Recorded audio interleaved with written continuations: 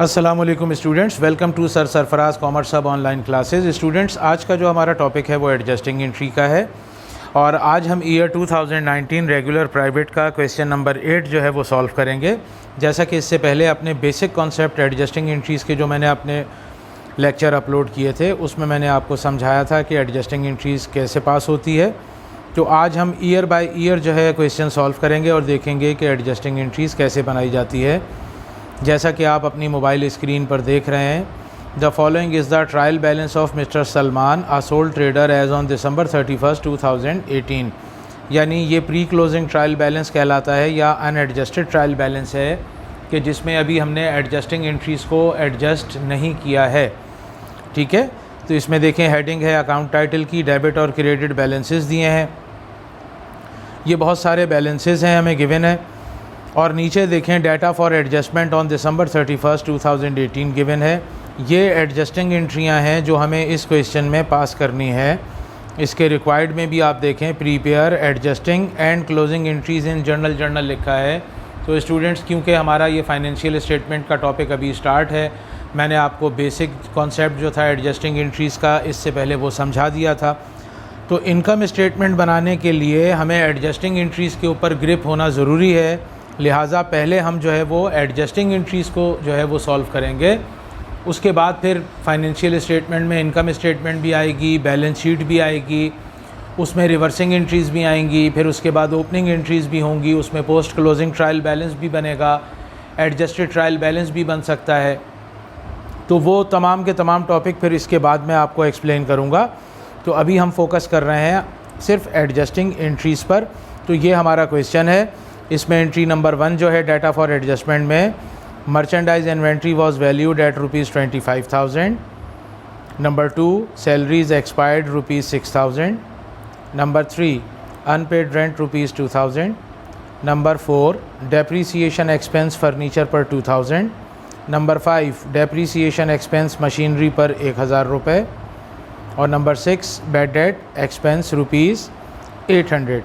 तो चलें स्टूडेंट, देखते हैं कि इस क्वेश्चन की ये जो हमने डाटा फॉर एडजस्टमेंट से 1 बाय 1 करके एंट्रीज़ जो हैं वो रीड की हैं, ये एडजस्टिंग एंट्रीज़ कैसे पास होंगी। तो आइए चलें देखें। स्टूडेंट, सबसे पहले आप जो है वो जर्नल का पूरा फॉर्मेट बना लेंगे। मिस्टर सलमान कंपनी का नाम लिखेंगे, एडजस्टिंग एंट्रीज़। ठीक है, ये ईयर 2019 का क्वेश्चन है, ये मैंने लिखा हुआ है, ये एग्जामिनेशन पेपर में है, आपको नहीं लिखना है। Date, particular, post reference, debit और क्रेडिट। तो चलें अपनी एडजस्टिंग एंट्री स्टार्ट करते हैं। ये क्वेश्चन पेपर आपके सामने है। Entry number 1 merchandise inventory was valued at ₹25,000। Students, data for adjustment में जो इन्वेंट्री होती है वो हमेशा एंडिंग इन्वेंट्री होती है और इसकी जो एडजस्टिंग एंट्री है स्टूडेंट, इसको याद कर लीजिए, ये फ़िक्स है। मर्चेंडाइज एंडिंग इन्वेंट्री डेबिट और इनकम समरी को आप क्रेडिट कर लें और अमाउंट जो एंट्री में गिवन है 25,000 सिर्फ वही आएगी। जैसा कि इस क्वेश्चन का जो प्री क्लोजिंग ट्रायल बैलेंस है, आप उसमें डेबिट साइड में 4th रो में देखें, इन्वेंट्री बिगनिंग लिखा हुआ है 10,000। इस बिगनिंग इन्वेंट्री से इस एंडिंग इन्वेंट्री का कोई ताल्लुक़ नहीं होता। डाटा फॉर एडजस्टमेंट में मर्चेंडाइज एंडिंग इन्वेंट्री की जो अमाउंट होती है वही अमाउंट आप एंट्री में जो है वो पोस्ट कर देंगे। हमने ये अमाउंट यहाँ पर एंटर की है और एंट्री में हमेशा मर्चेंडाइज एंडिंग इन्वेंट्री डेबिट हो जाएगा और इनकम समरी को क्रेडिट कर देंगे। ठीक है, इसकी नरेशन है टू एडजस्ट एंडिंग स्टॉक। इसके बाद हमारी नेक्स्ट एंट्री है।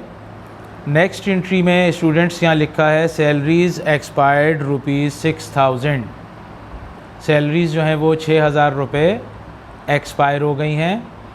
अब सैलरीज़ का अकाउंट हमने इब्तदाई तौर पर जो रिकॉर्ड किया है हमें सबसे पहले वो देखना है। तो ट्रायल बैलेंस में आ जाइए, 5th रो में देखें, प्रीपेड सैलरीज़ आपको गिवन दिया है ₹10,000। यानी कंपनी ने ये सैलरीज़ एडवांस में पे की थी और इन्हें प्रीपेड सैलरीज़ रिकॉर्ड किया ₹10,000।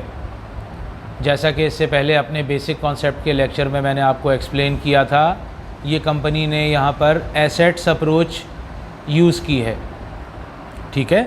यानी सैलरीज़ को एक्सपेंस रिकॉर्ड नहीं किया बल्कि प्रीपेड रिकॉर्ड किया है। प्रीपेड सैलरीज़ मींस ये हमारी अभी सैलरीज़ हमने एडवांस में दी हैं 10,000। अच्छा स्टूडेंट्स, एडजस्टिंग एंट्री बनाते हुए बहुत ही आसान सा एक रूल है, उसको समझ लें। जो अकाउंट हम प्री क्लोजिंग ट्रायल बैलेंस में रिकॉर्ड किए हुए होते हैं, यानी कंपनी ने जो account pre closing trial balance या अनएडजस्टेड ट्रायल बैलेंस में रिकॉर्ड किया हुआ होता है, उस अकाउंट को देखा जाता है कि वो ड्यूरिंग द ईयर वो अकाउंट बढ़ गया या कम हो गया, यानी उस अकाउंट में इजाफ़ा हुआ है या कमी हुई है। इन अदर वर्ड्स, वो अकाउंट इंक्रीज़ हुआ है या डिक्रीज़ हुआ है, ठीक है। तो एडजस्टिंग एंट्री को देख करके हमें ये एस्टीमेट करना होगा कि वो अकाउंट बढ़ गया या कम हुआ। आम तौर से usually most of the adjusting entries में वो अकाउंट हमेशा कम ही होता है, सम टाइम ज़्यादा भी होता है। मैं ये नहीं कहता हूँ कि वो ज़्यादा नहीं हो सकता, लेकिन यूँ समझ लीजिए कि 90% एडजस्टिंग एंट्री में जो अकाउंट इब्तदाई तौर पर यानी प्री क्लोजिंग ट्रायल बैलेंस में हमने रिकॉर्ड किया हुआ होता है, उसमें हमेशा कमी ही होती है, ज़्यादातर उसमें कमी होती है। तो हमने प्रीपेड सैलरीज़ 10,000 रिकॉर्ड की थी और साल के आखिर में हमें एडजस्टिंग एंट्री जो है वो गिवन है सैलरीज़ एक्सपायर्ड 6,000, यानी 6,000 रुपये हमारी सैलरीज़ जो हैं वो एक्सपायर हो गई, ख़र्च हो गई।